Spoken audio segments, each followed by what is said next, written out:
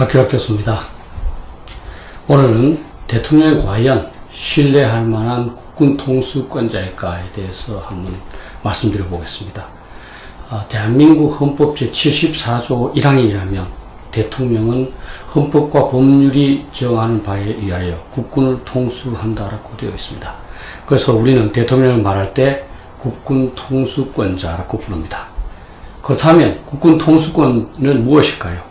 간단하게 말하면 그것은 국군의 총지휘관으로서 군대 육성과 운영, 즉 전쟁의 준비와 수행에 관한 최종적인 결정을 내리는 권한을 말합니다. 미국의 경우에도 헌법 제2조 2항에 대통령은 육군, 해군, 그리고 민병대가 소집되었을 경우 이들의 총사령관, Commander in Chief가 된다라고 규정하고 있습니다. 과거의 미군은 태평양 사령관을 비롯한 지역 사령관들도 총사령관, SINC라고 불렀습니다. 그러나 rumsfeld 국방부 장관이 이를 금지시키면서 지금은 대통령에 대해서만 사용하고 있습니다. 그렇다면 한국의 국군 통수권자인 대통령도 군사에 관한 최종적인 책임을 져야 합니다. 그런데 과연 현재 문재인 대통령이 국군 통수권을 제대로 행사할 수 있고 또 국민들은 그럴 것으로 신뢰하고 있는지가 문제입니다. 그 전에 먼저 전쟁의 지도 또는 수행에 관한 그 대통령의 책무에 대해서 말씀드리겠습니다.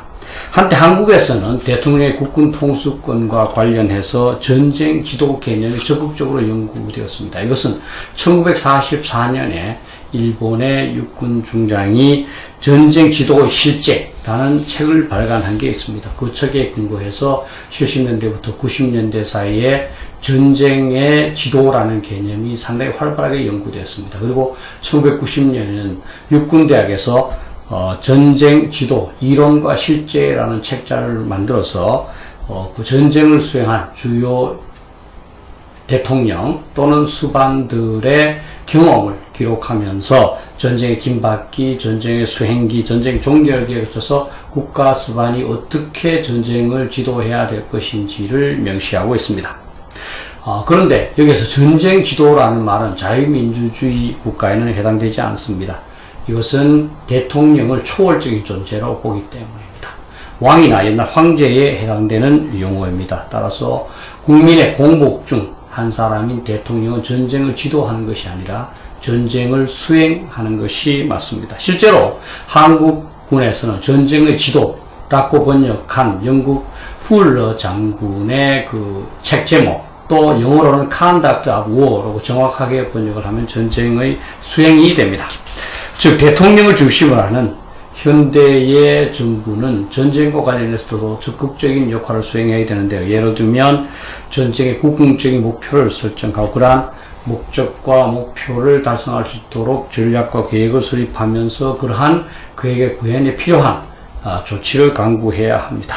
그래서 대통령은 전 세계적으로 총사령관이라고 불리고 특히 전쟁에 있어서는 군사력 운용에 관한 최종적인 결정을 내리게 됩니다.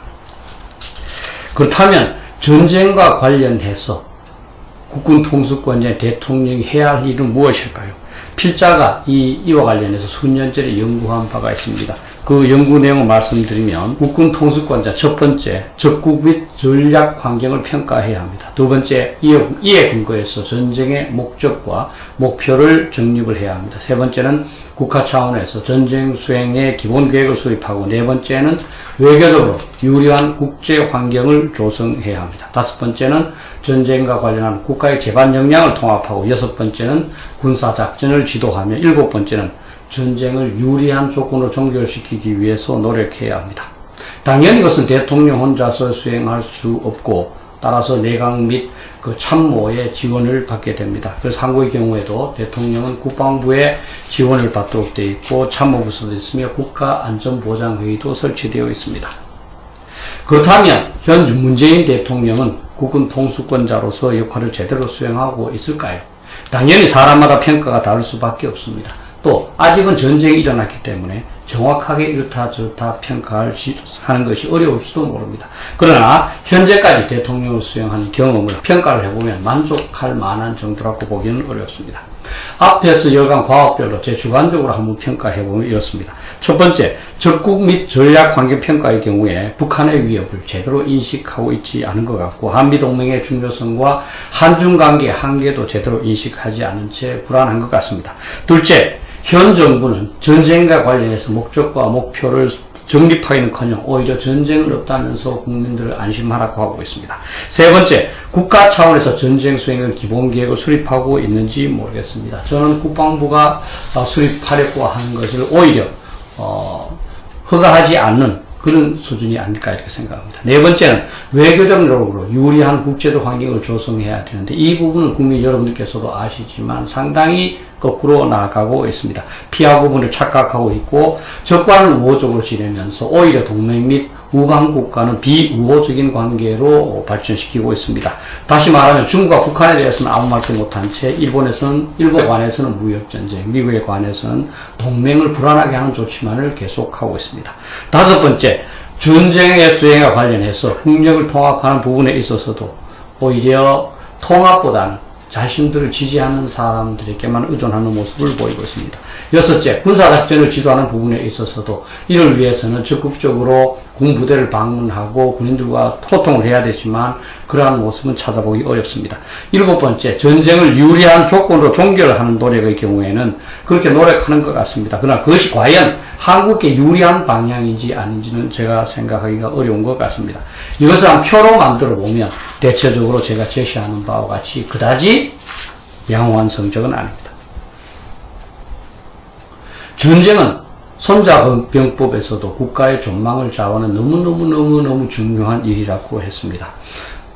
그래서 여기에 대한 대비는 아무리 강조해도 지나치지 않습니다. 그런데 전쟁의 대비는 평소에는 안 해도 상관없고 조금만 하려고 그러면 과도하거나 불필요한 비용으로 국민들이 인식하기가 싫고 그래서 추진하기가 어렵습니다. 그러나 제대로 대비하지 않을 경우 국가의 패망을 초래할 수 있다는 점에서 너무 중요합니다. 근현대사에서 한민족이 겪은 임진왜란, 병자호란, 정묘호란, 한일합방, 6.25 전쟁의 대부분은 지도자가 평시 대비를 제대로 하지 않아서 초래된 비극이었습니다.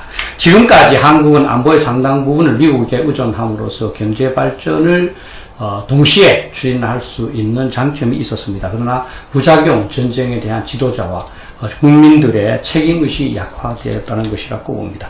이제는 대통령은 물론이고 모든 정치인들이 전쟁 수행에 관한 엄중한 책임의식을 가질 필요가 있습니다. 북한의 핵 위협으로부터 우리 국가와 국민을 안전하게 만드는 것이 너무너무 어려운 일이고 보통의 노력으로 가능한 일이 아니기 때문입니다. 정치인과 모든 그 지도자들은 군사 문제에 관해서 더욱 관심을 갖고 이에 관한 이론서를 읽어서 필요한 사항을 숙지해야 할 필요가 있습니다.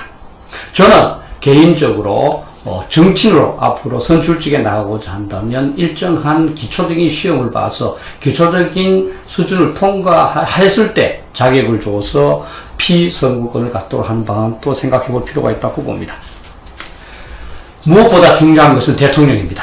국군 통수권자로서 대통령한테 부여된 가장 중요한 책무는 헌법 제66조 2항에 나와 있습니다. 저는 이것을 몇 번이나 기회가 있을 때마다 강조하고 있습니다만 그 내용은 국가의 독립과 영토의 보존, 국가의 계속성과 헌법의 수호입니다. 그런데 현재 북한의 핵무기는 이것을 정면으로 도전하고 있습니다. 북한이 핵무기 위협하에 공격하거나 핵무기를 사용한 후에 한국에게 항복을 요구하라고 할 경우 우리 안전을 어떻게 보장할 것인지 쉽게 답이 찾아지지 않기 때문입니다. 그래서 현 대통령의 가장 중요한 책무는 바로 북한의 핵 위협으로부터 헌법 66조 2항을 이행하는 것입니다. 그래서 대통령 당연히 북핵 위협으로부터 우리 국가와 국민의 안전을 보장하는 데 모든 역량을 투입해야 할 것입니다. 만약에 대통령이 그렇게 하지 않는다면 우리 국민들은 모두 단합해서 대통령에게 헌법 제66조 2항을 철저히 이행하도록 강조해야 할 겁니다. 그리고 만약에 그러한 능력이 없다고 판단할 경우 본인 스스로 그만두든가 또는 국민들이 그만두도록 어떤 청원이나 압력을 행사해야 할지도 모르겠습니다. 감사합니다.